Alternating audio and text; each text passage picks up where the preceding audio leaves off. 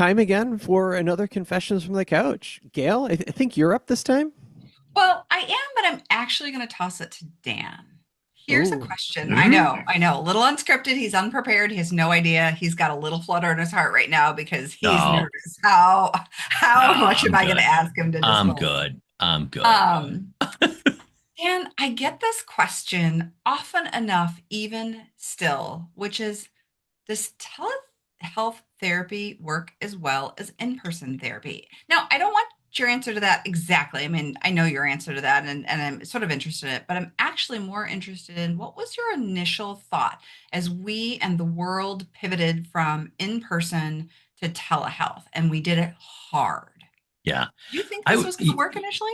yeah, yeah. I mean, what's really interesting is that in the company we used to be at, we were about to start a pilot program to do telehealth.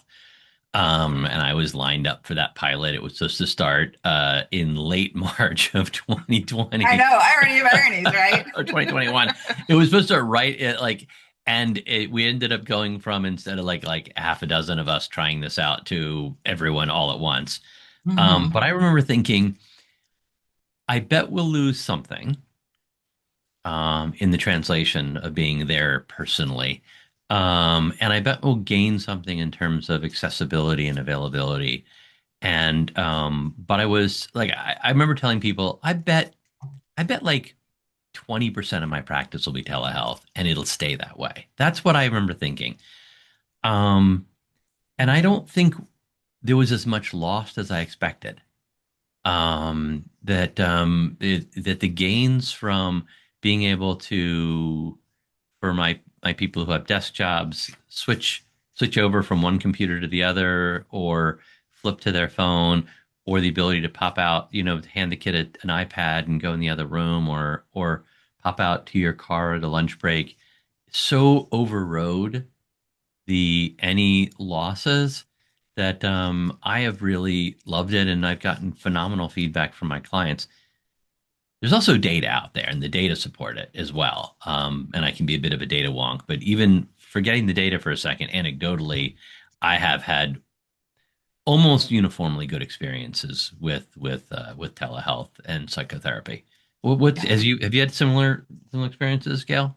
Well, yes, I mean, I can work backwards from that. Yeah, I mean, currently my practice balance is maybe a little bit different than yours, Dan, because I did retain some in-person work and have chosen not to be fully remote. But yeah, I mean, I think the data are there, and my experience and my anecdotal evidence lines up with the data, which is this is just as effective. We've done really good work with folks and the issues that they bring to our office, which is now a virtual experience of where they're at joining our our particular surrounding.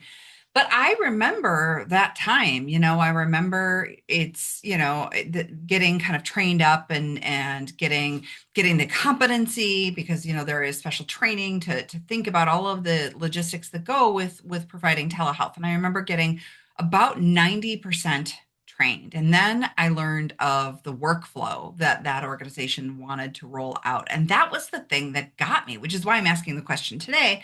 And the workflow was going to be if they wanted to schedule, let's say, Michael McBride with a therapist, they would ask him first if he wanted a telehealth appointment and then offer the in-person. And I mean, just because again, I trained over 20 years ago and telehealth wasn't a thing. And I just felt like that was so backward and I was so uncomfortable with it that Hmm. I opted out of the pilot program. I said, I don't want to do this. I'll see how it works for everybody else. And then I can step in.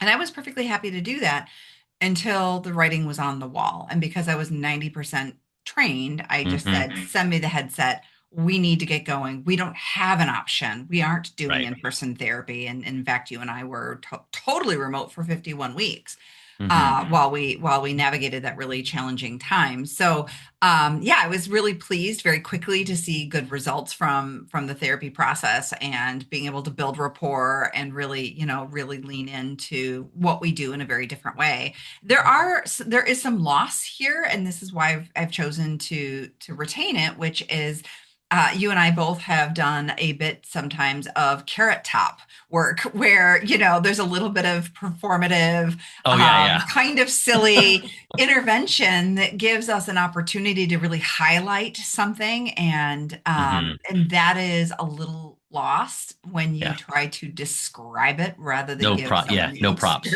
I experience of it.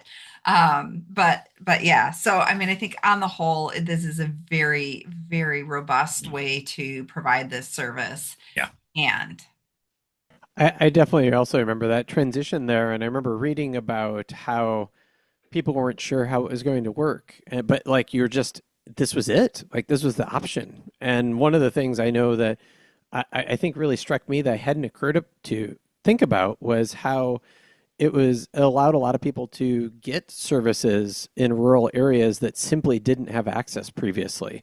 And that was not something that had even occurred to me, but it was like, oh my God, that is really incredible to break down some of those barriers to getting treatment.